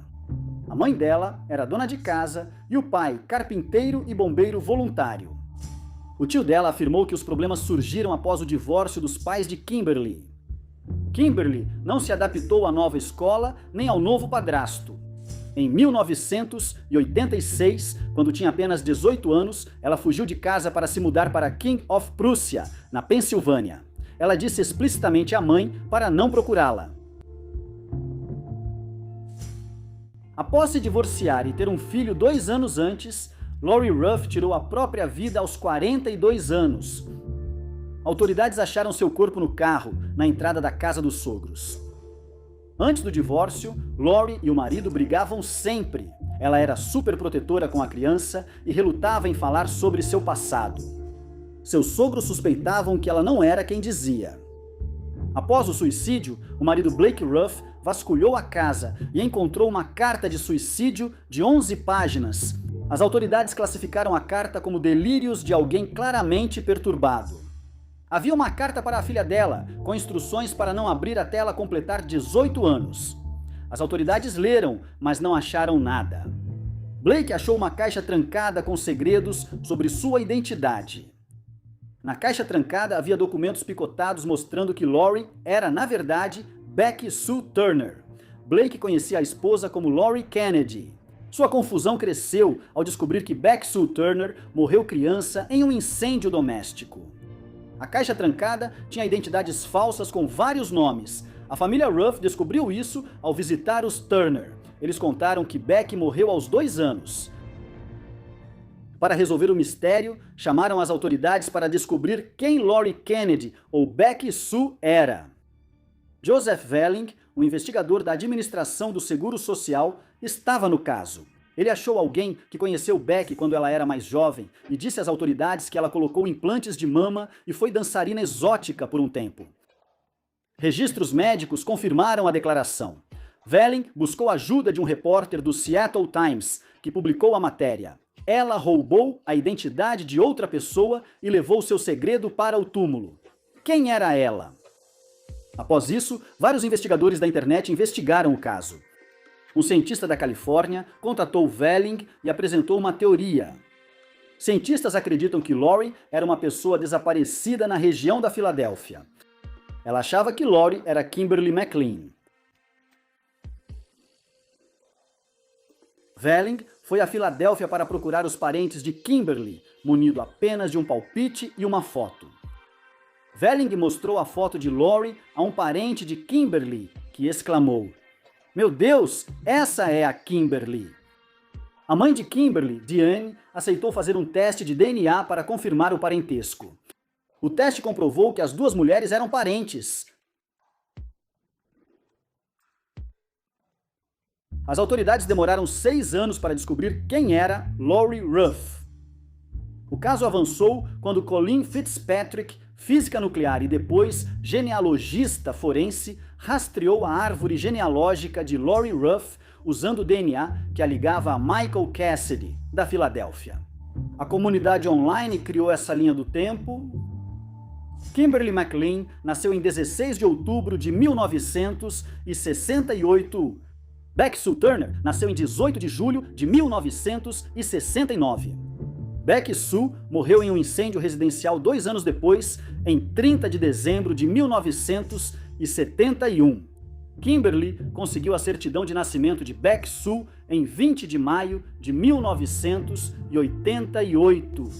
Em 16 de junho de 1988, Kimberly obteve uma identidade em Idaho como Becky Sue, assumindo formalmente essa identidade. Em 1988, Kimberly, agora Becky Sue, mudou-se para o Texas e mudou legalmente o nome para Lori Kennedy. Em 12 de julho de 1988, ela conseguiu um cartão de seguro social com o novo nome e uma identidade do Texas, como Lori Kennedy. Lori Kennedy tirou a carteira de motorista do Texas em 19 de abril de 1989, declarando ter 19 anos, mas na verdade já tinha 20. Lori Kennedy concluiu o bacharelado em administração de empresas pela Universidade do Texas em 13 de dezembro de 1997. Em 5 de janeiro de 2004, ela se casou com Blake Ruff e mudou seu nome para Lori Ruff. O casal teve uma filha em 15 de setembro de 2008. Becky Sue, ou Lori, ou Kimberly, tirou a própria vida em 2010.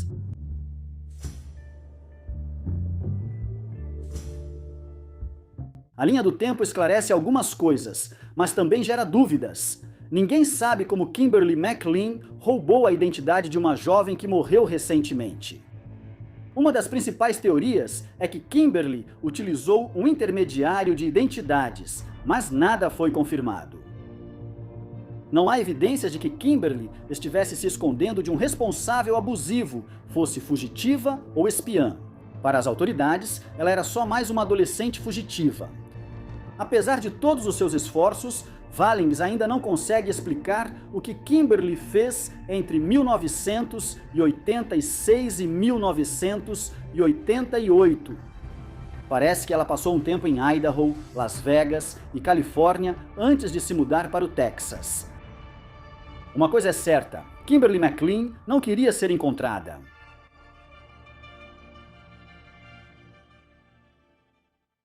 O ex-marido e a filha de Lori pouco se consolam ao descobrir a verdadeira origem dessa mulher. A mãe dela, Deanne, descobriu o que ocorreu com a filha e que ela havia tirado a própria vida. A vida de Lori Ruff segue misteriosa. Preencher as lacunas pouco consolou as duas famílias, que agora tentam seguir em frente.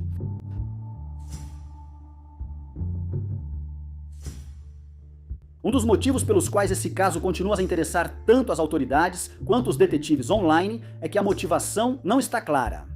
Roubo de identidade não é novo, mas costuma ter um objetivo. Alguns adotam nova identidade para escapar de agressores. Em outros casos, a pessoa cometeu um crime e quer fugir da polícia. No caso de Lori Ruff, não há motivo claro para ela ter assumido a identidade de uma criança morta, pois, apesar de sua família ser um pouco tumultuada, era considerada normal. Em 26 de setembro de 2016, o banco de dados do governo federal retirou oficialmente Lori Ruff da lista de pessoas desaparecidas e não identificadas. A vida e morte de Lori Ruff, também chamada Becky Sue Turner e Kimberly McLean, ainda despertam interesse. Infelizmente, com o falecimento dela, talvez nunca descubramos a verdade sobre por que ela roubou a identidade de uma criança. Tintin é um dos personagens de quadrinhos mais amados de todos os tempos. Ele já apareceu em inúmeros quadrinhos, filmes, programas de TV e dramas radiofônicos. Você sabia que seu criador escondia um segredo sombrio? Hoje, vamos explorar a fascinante história por trás do criador de Tintin, Hergé, sua tendência em criar imagens racistas e como ele foi preso por ser colaborador nazista. Georges Prosper Remy nasceu em 22 de maio de 1907 em Etterbeek, Bélgica. Ele nasceu em uma família de classe média baixa. Seu pai, Alexis Remy, trabalhava em uma padaria. Sua mãe, Elisabeth Dufour, era dona de casa. Ao crescer, Remy se apaixonou pelas animações do famoso cartunista Winsor McCay. Ele se encantou pelos desenhos de Gertie, o dinossauro, que o inspiraram a desenhar. Na infância, Remy fazia cartoons e quadrinhos simples nas margens de seus cadernos escolares.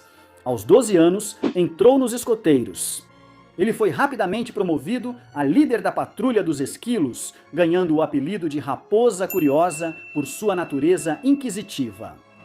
Os escoteiros foram positivos para Remy, que encontrou em seu líder escoteiro um incentivo para seus primeiros esforços artísticos, chegando a publicar um desenho seu no boletim Never Enough. Esse foi seu primeiro trabalho publicado.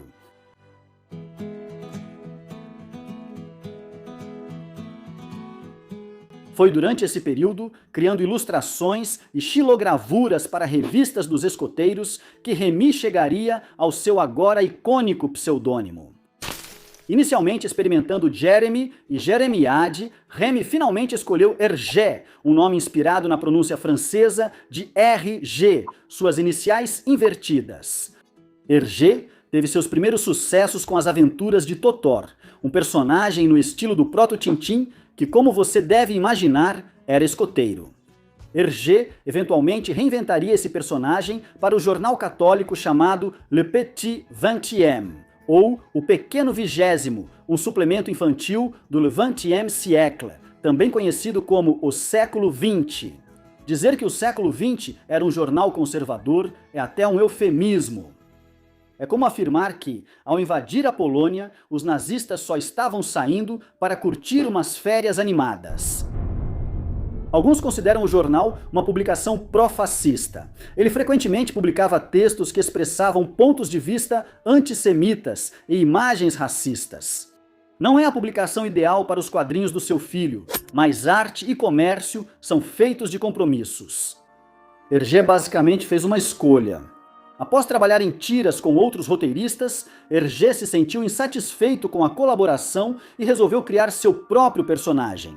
Esse personagem seria Tintin, um jovem repórter belga que resolve crimes e vive aventuras em terras distantes.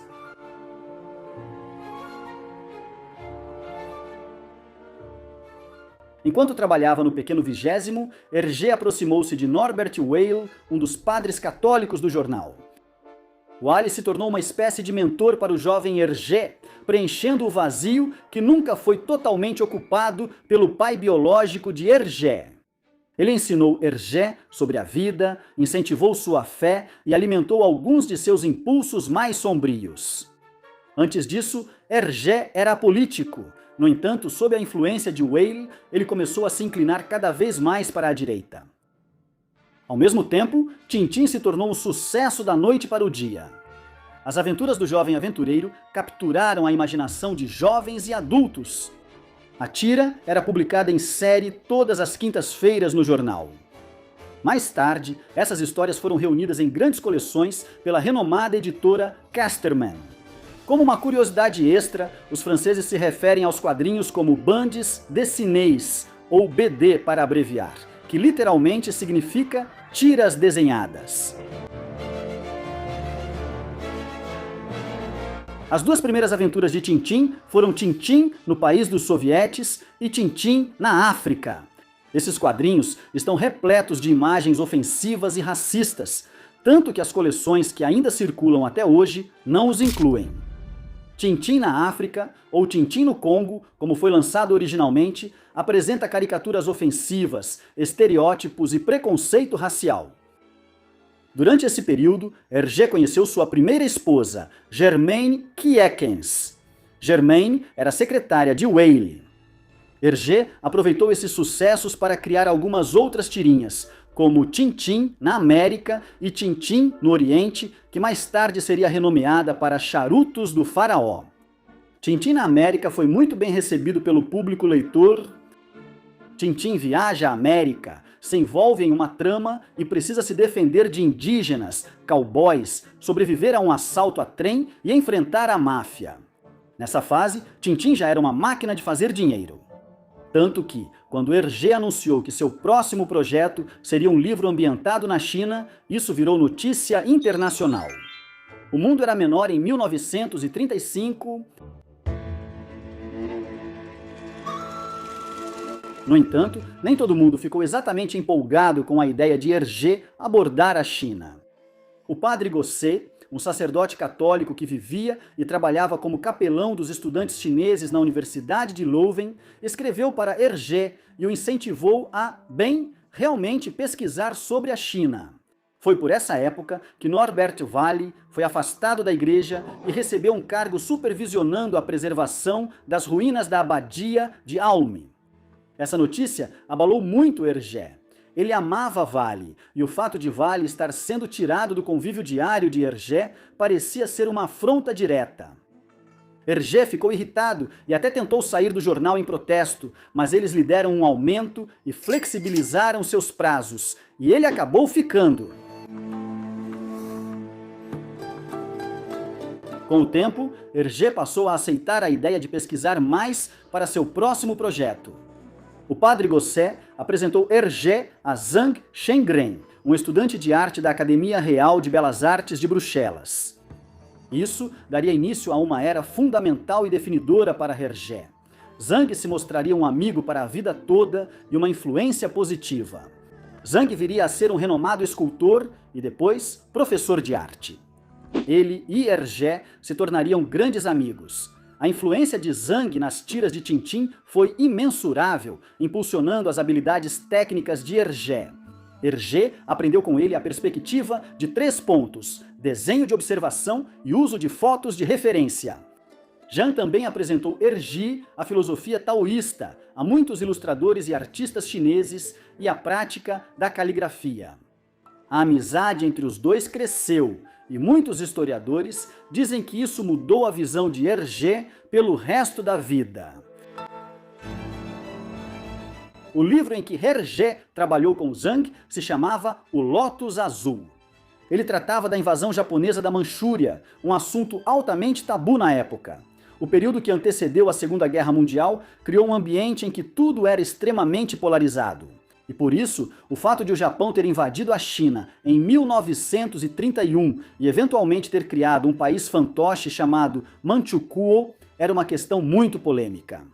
Se você está se perguntando, Manchukuo não existe hoje. Ele existiria até que a União Soviética e a Mongólia tomassem a província em 1945.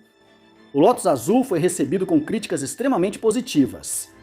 Desde então, passou a ser visto como a primeira obra-prima de Hergé.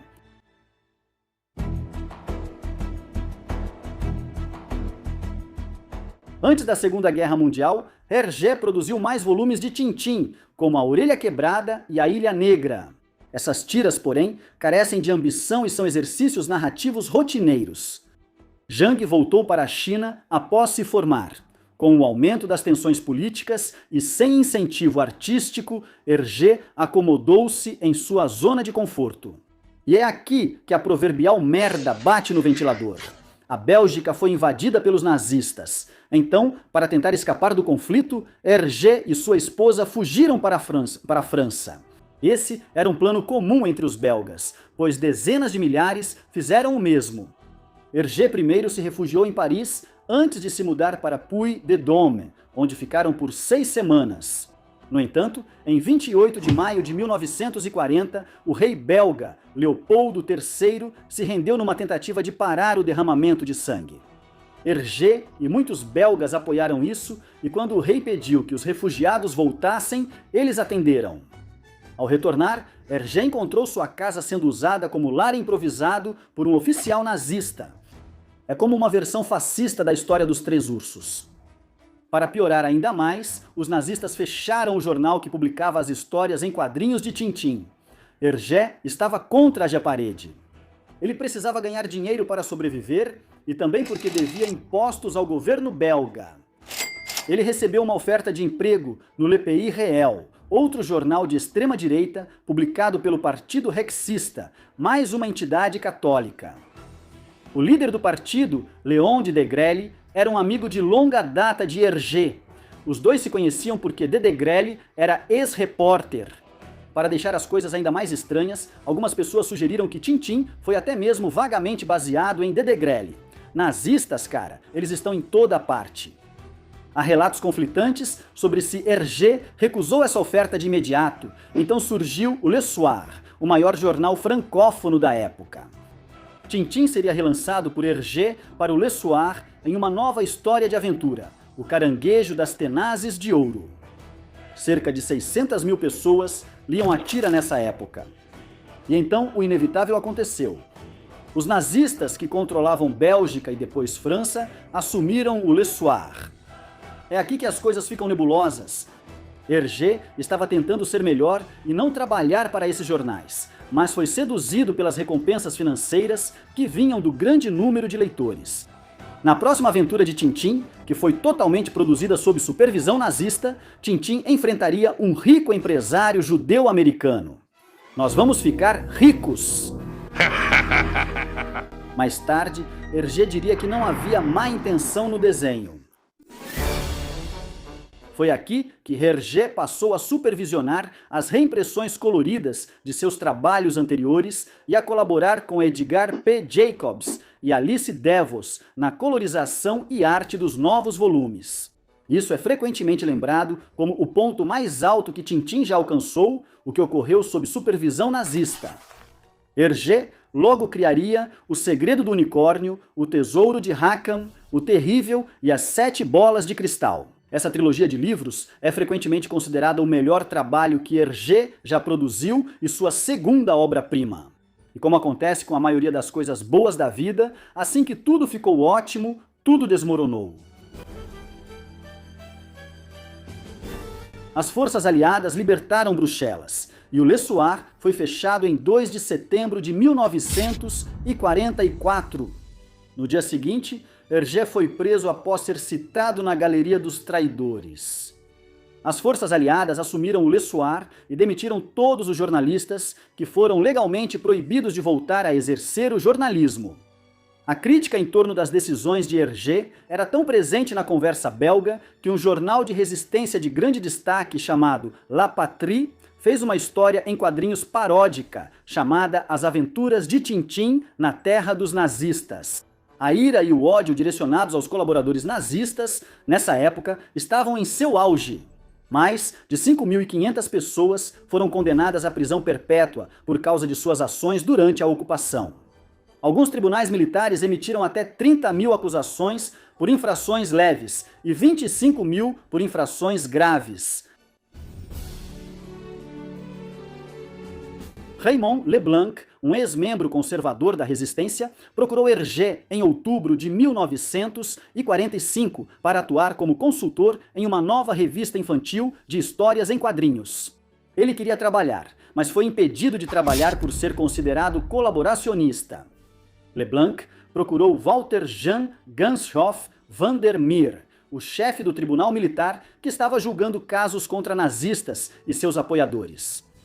Ele analisou o dossiê de Hergé e decretou que, devido ao caráter particularmente inofensivo dos desenhos publicados por Remy, levá-lo a um tribunal de guerra seria inadequado e arriscado.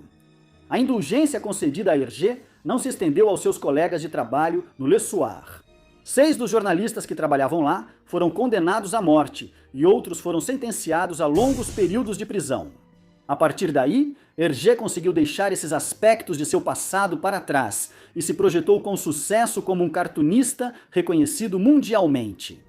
Ele lançou a revista Tintin, publicou 24 volumes de Tintin e licenciou o personagem para aparecer em produtos, filmes e programas de TV. O elenco de A Família Brady conquistou o coração da América com seus relacionamentos familiares comoventes, o estilo descolado dos anos 70 e lições de vida atemporais. Será que algum programa já foi tão inocente, adorável e tão querido? Acontece que na vida real, os Brady não eram tão inocentes assim. Nos bastidores, a família da TV lidava com vícios e angústias que contrariavam sua imagem cuidadosamente construída. Então hoje, vamos mergulhar fundo nas verdadeiras tragédias por trás dos bastidores do elenco de A Família Brady. Certo, pessoal? Aqui está a história de uma família chamada Brady. Maureen McCormick, que interpretou Marcia, a filha mais velha dos Brady, foi profundamente abalada pela pressão de Hollywood e recorreu às drogas para lidar com o segredo familiar. Segundo sua autobiografia, aqui está a história, sobrevivendo como Marcia Brady e encontrando minha verdadeira voz. A atriz ficou profundamente abalada ao saber que sua avó morreu em um hospital psiquiátrico após contrair sífilis. A mãe de McCormick foi tratada e nunca transmitiu a doença para seus filhos. Mas a descoberta chocante levou sua ansiedade e depressão ao limite. McCormick escreveu: Procurei refúgio em antros de cocaína aparentemente glamurosos nas colinas de Hollywood. Achei que encontraria respostas lá, quando na verdade eu estava apenas fugindo ainda mais de mim mesmo. A partir daí, entrei em uma espiral descendente de autodestruição que me custou a carreira e quase a vida. O vício começou a afetar sua carreira. Ela passava dias sem dormir e ia a reuniões importantes sob efeito de drogas, perdendo várias oportunidades até um possível papel em Caçadores da Arca Perdida. McCormick estava tão desorientada naquela reunião que Steven Spielberg apenas lhe deu uma laranja e encerrou o encontro. Ela admitiu depois que seu vício era tão grave que frequentemente passava dias sem dormir. Se havia cocaína, eu tinha que ficar acordada e usar até o último pó, mesmo que isso significasse ficar dias sem dormir. Nada mais importava. Além disso, McCormick interrompeu 3 gestações antes dos 21 anos, o que ela também atribui ao seu vício severo. As pressões de Hollywood não deixaram a filha mais velha dos Brady apenas com um problema com drogas, mas também a levaram a desenvolver bulimia para manter o corpo ideal de sua personagem. A luta de McCormick ocorreu em silêncio e a portas fechadas. O ator Barry Williams, que interpretou Greg Brady, era apaixonado por sua colega de elenco e mãe na TV, Florence Henderson, que era 20 anos mais velha que ele. Como escreveu depois em suas memórias, crescendo com os Brady, eu era um Greg adolescente. Quando os hormônios começam a agir, ele escreveu em suas memórias: "Você se anima, até com objetos inanimados. Isso não é bem um elogio, Barry." O ator explicou que seus sentimentos pela mãe da TV eram só uma paixão inofensiva e queria apenas passar tempo com ela. Pelo menos, ela era um ser vivo. A atriz, casada e mãe de 4 filhos, cedeu ao adolescente e saiu para jantar com ele.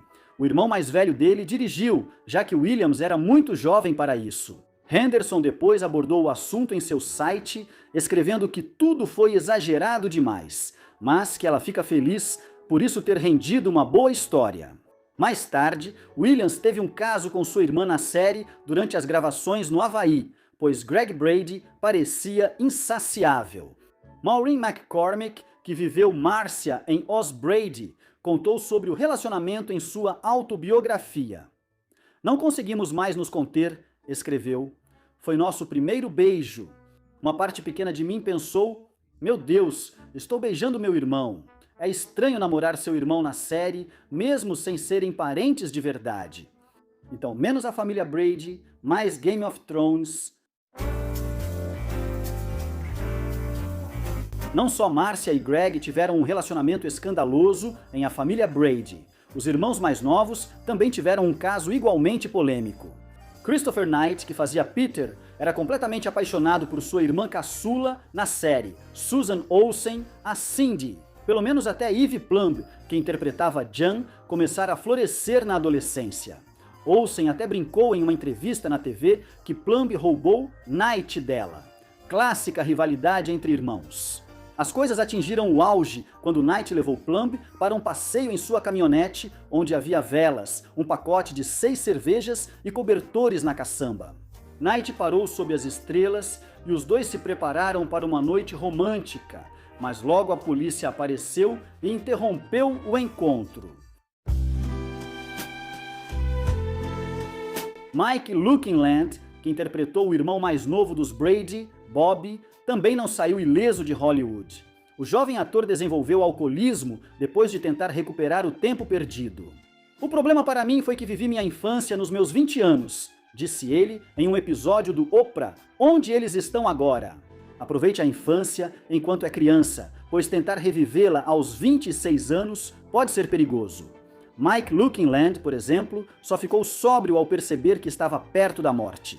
Após 20 anos no cinema, o ator deixou a indústria e leva uma vida tranquila com a família, enquanto aprimora a arte de fazer bancadas de concreto. Como ele falou no programa da Oprah, quando percebi que não era uma escolha entre ficar sóbrio e beber, mas entre viver ou morrer, a decisão ficou simples para mim. A magia da Oprah não pode ser negada. Greg Brady era conhecido por sua imagem impecável na tela. Aquele tipo de garoto que acabaria cedendo à pressão dos colegas e fumando um único cigarro escandaloso. Isso não tinha nada a ver com o Greg Brady fora das telas. Na vida real, Barry Williams fumava desde os 12 anos de idade, e não era só tabaco. O filho mais velho dos Brady consumia a erva do capeta, o que desagradava os produtores. Williams foi para o set chapado só uma vez, mas foi tão problemático que o episódio precisou ser reescrito para reduzir sua participação. O episódio em questão era Lei e Desordem. Williams achou que teria folga, mas foi chamado de última hora ao estúdio da Paramount. O ator de 17 anos apareceu chapado, com olhos vidrados e sorrindo. Se observar bem as imagens, dá para ver que segura o riso típico de quem está chapado. Embora Susan Olsen não tenha usado drogas no programa, ela admitiu ter se tornado uma espécie de traficante mais tarde. Olsen passou a cultivar maconha com o marido, o que era ilegal na Califórnia na época. Ao ser questionada sobre o passado como traficante de maconha, a atriz praticamente admitiu em entrevista ao Australian News: "Foi ideia do meu marido. Foi fascinante, sempre gostei de jardinagem e essa planta é tão complexa e maravilhosa. Você virou traficante porque era uma planta fascinante." Beleza! Robert Reed, que viveu Mike Brady, permaneceu no armário boa parte da vida e enfrentou dificuldades com sua identidade gay. De acordo com Susan Olsen, que interpretou sua filha na tela, Cindy ter que esconder uma parte de si mesmo foi prejudicial à sua saúde. Ela escreveu: "Como era tão tabu, ele nunca conseguiu fazer as pazes consigo mesmo. Ele nunca se permitiu um amor verdadeiro. Se tivesse tido a chance de se relacionar com outro homem, teria sido o melhor marido e talvez ainda estivesse vivo." Infelizmente, Reed, que era soropositivo, faleceu de câncer em 1992, aos 59 anos de idade.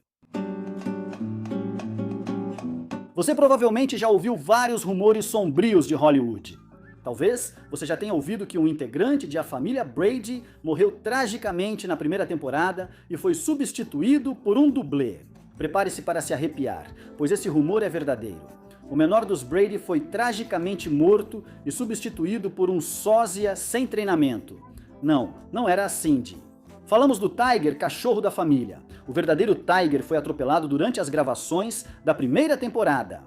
Sem saber o que fazer, o treinador do cachorro de luto foi a um abrigo e pegou um sósia a caminho do set.